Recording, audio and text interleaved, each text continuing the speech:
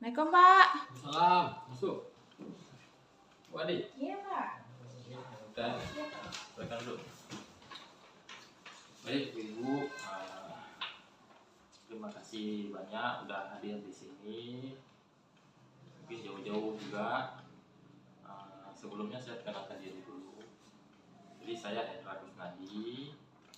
Saya mediator non hakim yang ditunjuk oleh pengadilan untuk menyelesaikan perkara ibu-ibu. Jadi sebelumnya saya menjelaskan bahwasanya kenapa harus dilakukan mediasi, karena sesuai dengan Perma nomor 1 tahun 2016 mengatakan bahwa setiap perkara perdata wajib terlebih dahulu diselesaikan melalui mediasi. Jadi sebelum masuk ke pengadilan itu harus diselesaikan dulu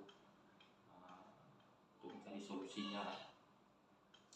Nah, tujuan mediasi ini tadi itu untuk mempercepat proses perkara tadi itu, proses masalah itu, sehingga biayanya menjadi biayanya ringan, persoalannya pun cepat selesai, dan masing-masing pihak itu diuntungkan. Beda halnya dengan putusan pengadilan. Kalau kita mengambil putusan pengadilan kan membutuhkan waktu yang lama, biaya juga tidak sedikit, nantinya juga mungkin dia diminta sama juga kayak di mediasi juga, nanti diminta hadirkan para ahli juga di sini kan, yang memang perlu gitu. Baik, sebelumnya saya langsung mempersingkat waktu, langsung saja mempersilahkan para pihak untuk menyampaikan, memperkenalkan diri terlebih dahulu dan sebelumnya dari penggugat. Baik, Pak. Terima kasih untuk waktunya. Perkenalkan, nama saya Adi Soraya. Saya alamatnya di Banda Aceh, tetapi saya berdomisili di Biren karena pekerjaan. Kerjanya di Biren ya? Iya. Kalau dari tergugat? Terima kasih, Pak. Nama saya Sri Anita ya, Pak. Alamat saya di Kuala Simpang dan domisili saya saat ini berada di Krung Manik. Oh, ini dekat lah dari sini ya? Iya. Baik, terima kasih Bu-Ibu. Jadi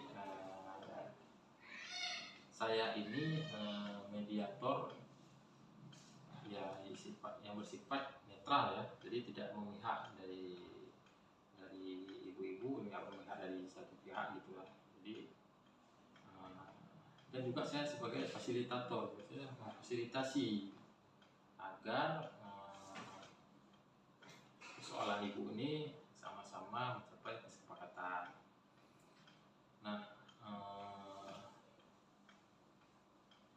sebelum kita lanjut ke pokok masalahnya, terlebih dahulu saya menyampaikan tata tertib dalam melakukan mediasi ini.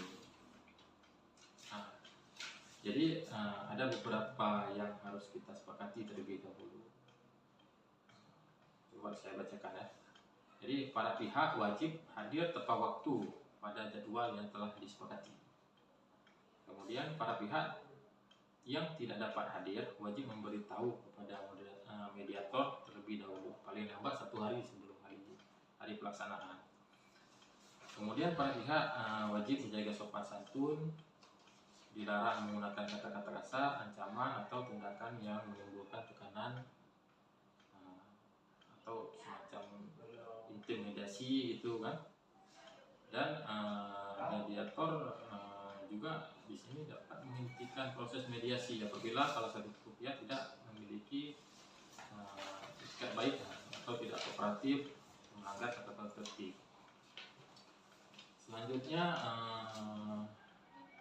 nantinya apabila tidak ditemukannya atau deadlock lah katakan, saya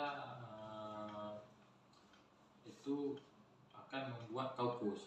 Jadi kaukus itu wawancara para pihak masing-masing secara terpisah gitu kan, yang mana mungkin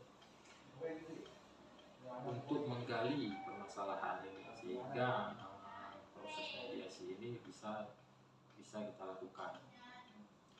Nah, Kemudian juga para pihak nanti saya berikan kesempatan waktu yang sama untuk mengungkapkan keinginan-keinginannya, sehingga bisa kita tuangkan kepada akta perdamaian.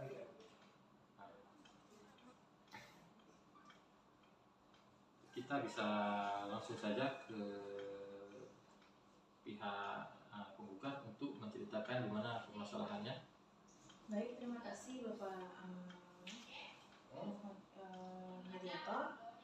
Kebetulan saya di sini meminjamkan uang kepada Ibu Anita 100 juta rupiah pada bulan Januari, ya Ibu ya. Kemudian ada perjanjiannya bahwasannya memang dari 100 juta ini ada 10% bunga. Jadi bunga ini harus ditanggung oleh Ibu Anita ketika akan mengembalikan uang kepada saya. Jika ditotal mungkin pengembaliannya nanti sejumlah 110 juta. Ya, yang ingin saya sampaikan memang pada awal bulannya memang pembayaran lancar, tidak ada kendala tepat waktu, mungkin agak telat 2 hari, tapi memang ada transferannya. Yang disayangkan 5 bulan ini tidak ada kabar, menghilang, ditelepon susah, untuk menanyakan bahwasannya bagaimana pengembalian selanjutnya, karena memang 5 bulan sudah menunggak. Itu dari tergugat boleh ya. Terima kasih Bapak. Memang benar saya ada meminjam uang ya Pak ya sama Ibu Ade. Namun dalam beberapa bulan ini usaha saya sedang menurun Pak. Ya. Dan saya juga memiliki tunggakan tunggakan yang harus saya bayar ya Pak ya di tempat-tempat yang lain. Saya bukan tidak mau membayarnya Pak untuk sekarang ini, namun saya hanya meminta Ibu Ade untuk memberikan saya jangka waktu tambahan Pak untuk bisa membayarkan semua utang-utang saya kepada Ibu Ade. Jadi karena hasil penjualan menurun ya Bu? Iya. Dan disertai dengan ada pinjaman di tempat lain ya? Iya. Saya Ibu ini memiliki keinginan untuk membayarnya saja, mungkin karena keadaannya hasil penjualannya kurang, mungkin ada juga, jadi sehingga ada keterlambatan di 5 bulan sebelumnya. Terus juga Ibu Anita ini meminta waktu ya kepada Bu Ade ya. Gimana nih gimana nih Bu Ade? Meminta waktu boleh saya kasih, tapi harus ada kepastiannya juga Pak.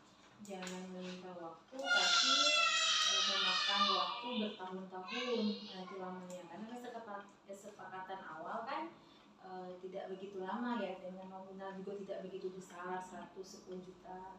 Jika memang minta waktu, ya yuk kita sepakati waktunya memang mau berapa lama. Jadi ketika ada kepastian tersebut, mungkin bisa kita buat perjanjian baru bisa kita saya pertimbangkan.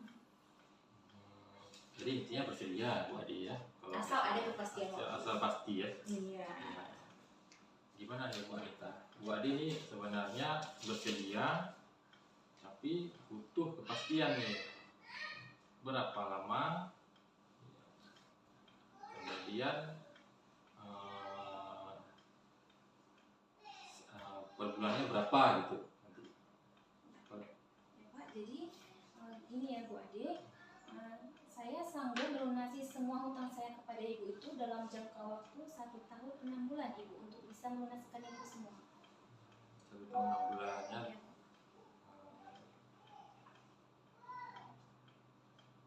Baik, dari pihak tergugat tadi sudah menyampaikan Ibu Ade bahwasanya beliau sanggup itu 1 tahun 6 bulan. Jika memang ada perjanjian tertulis boleh saja Pak. Tapi saya punya permintaan khusus ini, ya.